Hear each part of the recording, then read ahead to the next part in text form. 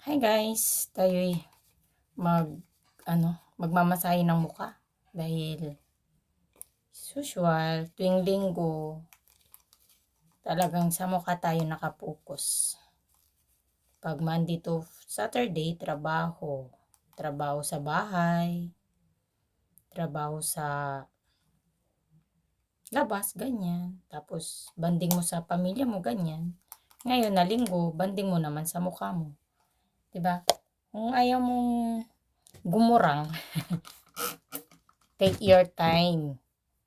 Yung sa mukha mo naman. Hindi yung laging gala ng gala. I-maintain mo din yung mukha mo para hindi magkatagyawat, Kasi mayroong possible na tagyawat sa mukha natin. Kaya linisan natin tong tagamasay natin. Actually, malinis na to, kaso nga lang hindi ako kampante hanggat hindi ko nililinisan ulit. Ganun lang. Hirap kasi.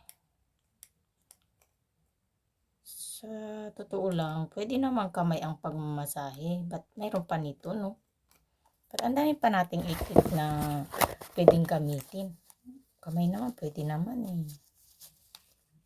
Pero, sabi nila, maganda daw to. Actually, itong gamit ko na to, 5 years na at 5. Hindi ilang taon na yung pamangking ko. 8. Oh, 9 years na to kasi magna-9 na yung pamangking ko kasi. Kaya 9 years na to na gamit ko, pero hindi ko laging ginagamit. Kasi tamad ako. Pero pag lagi mo daw to gagamitin, mawawala daw yung mga butlik-butlik sa mukha, sa mga wala daw talaga. Basta lang marunong kang maglinis. Kasi kahit na anong gawin mo sa mukha mo, kung hindi ka naman marunong maglinis ng mukha mo, at tapos yung ginagamit mo hindi mo rin nililinisan, useless din, 'di ba? So, ganito lang. Ayan, yan yung gamit ko. Dati may page ako nito kaso nawala.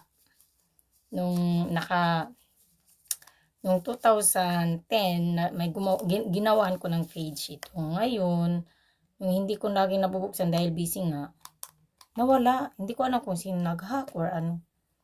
Hindi ko na yun mahanap yung page na yun. Kaya minsan, tamad din ako sa page na yan. Kasi pag yung page mo nawala, hindi mo na talaga mahanap.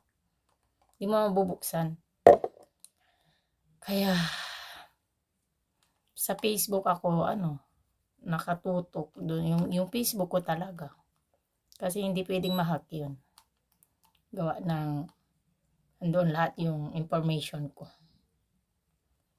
Ito, ganito lang yung ginagamit ko. Pag may something, tumutunog tik, nagtitik-tik.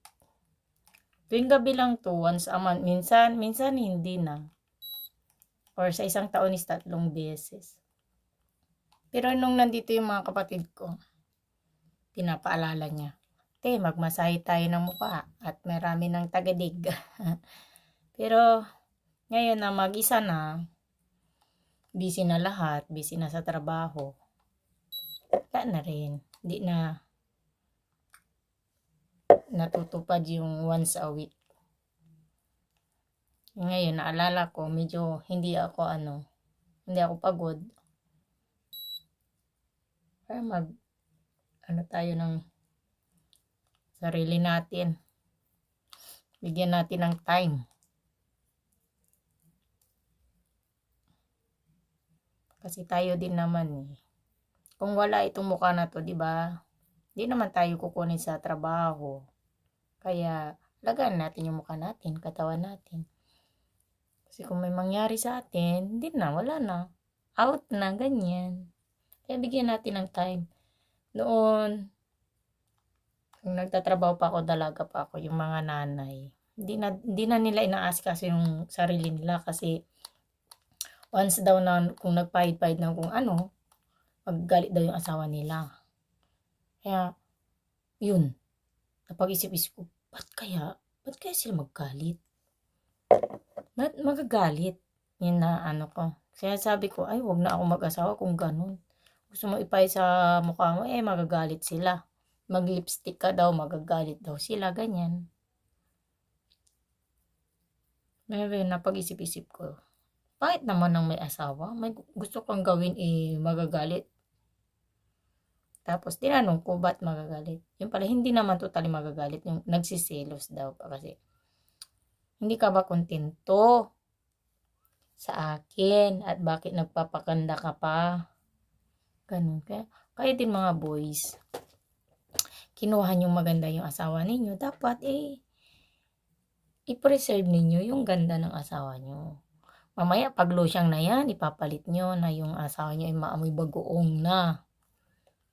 Yung pala, inaano din niya yung oras niya at baka magselos ka. Kaya hindi na nag-aayos yung asawa mo.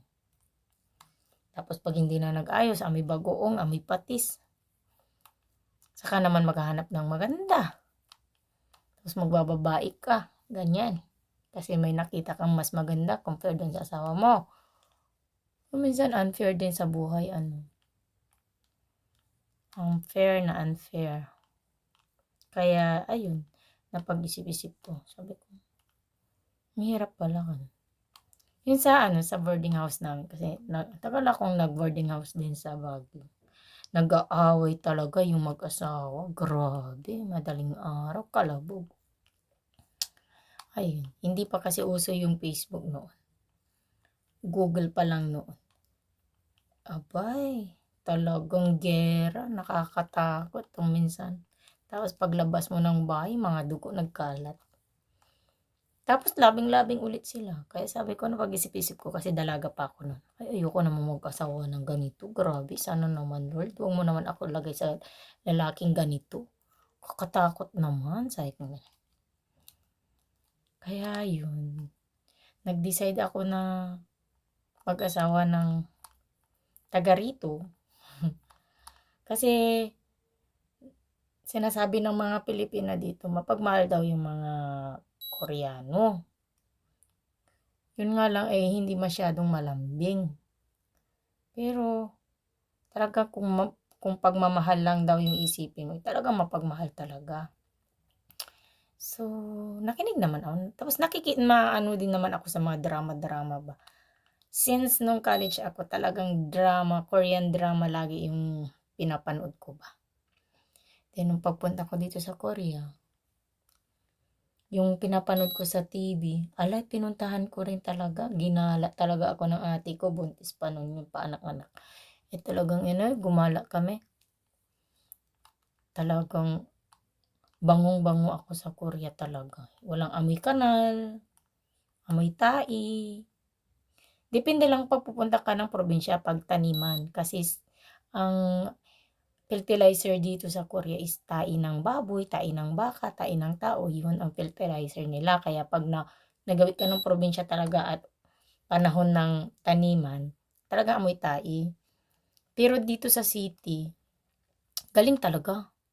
Makikitang dura na marami, nagkalat na basura, wala makikitang mga nakatungpulang tao na amoy patis, ganyan.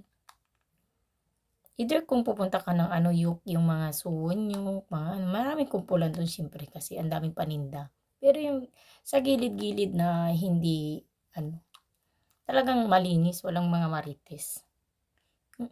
Yung lang dito is maraming CCTV, hindi tao. Yung talagang CCTV na sinasaksak talaga or meron din silang CCTV na wireless, ganyan. Kaya gandang-ganda talaga ako dito sa Korea. Tapos ngayon na-improve ulit na kahit saan ka magpunta may wifi, ganyan. Kaya Tapos ang nagustuhan ko dito kasi mabilis yung proseso, grabe. Kahit na talagang nila yung salitang pali-pali, ganyan ba. Kaya, I like Korea, but pagtanda, alam niyo ba guys na lagi kong sinasabi na pagtanda ko sa Pinas, ganyan. Kasi nakakatakot dito sa Korea pag tumanda. Kasi parang forever ka na lang magtatrabaho ng magtatrabaho. Kasi ano naman gagawin mo sa bahay kung hindi ka magtatrabaho, di ba? Dito kasi walang limit na age na magtrabaho. Kung gusto mo magtrabaho ka talaga. Katawan mo talaga yung susuko. Kaya minsan kahit na may pamilya na yung anak niya dito, suportado pa rin ng nanay. Sa atin naman, senior na yung nanay mo, syempre wala naman na talagang pagkakakitaan. So, ikaw na magsuporta sa kanila, ganyan. Yun lang ang kinagandahan ng iba dito. Pero ako, ayaw ko talaga tumanta dito. Ayaw ko talaga mag-stay dito talaga sa Korea. Kasi nga, kakatakot. Sa Pinas pa rin yung puso ko. Nasa Pinas pa rin yung ko. Kasi, ewan ko ba, kahit na nagandahan ka sa nila dito, sa pamumuhay mo dito, pero inisip mo pa rin na sa Pinas ka talaga. Sa Pinas talaga mas comfortable yung sarili mo. Kaya, yung iba dyan na nagtatanong sa akin na tagal mo na dito sa Korea, ba't hindi ka nagpa-citizen? Yung renew ng visa mo. Di ka ba napapagod? Sabi nila ganun. Sabi ko naman ako mapapagod, sabi ko. Andiyan naman yung asawa ko lagi na nagre-renew, tinutulungan ako, sabi ko ganun. So, ayun. Nagganyan lang sila. Kung tutusin, kung gusto ko talaga mag-citizen, matagal na akong citizen talaga. Pero ayaw ng puso ko. Hindi pa ready. Kaya, ayun. Huwag nating ipilit yung sarili natin na mag-citizen. Hindi naman gusto ng sarili natin, di ba? Tinanggal natin yung battery kasi baka magaya yung dati na yung spring ba nasira, natunaw. Ano yun, natunaw? Na sa Tagal ay Pangasinan is alatian kuan. Kaya tatanggalin ko. Kasi bibihira kong ginagamit. So, ayun guys. Ganito lang yung life ko dito sa Core. Magganyan-ganyan.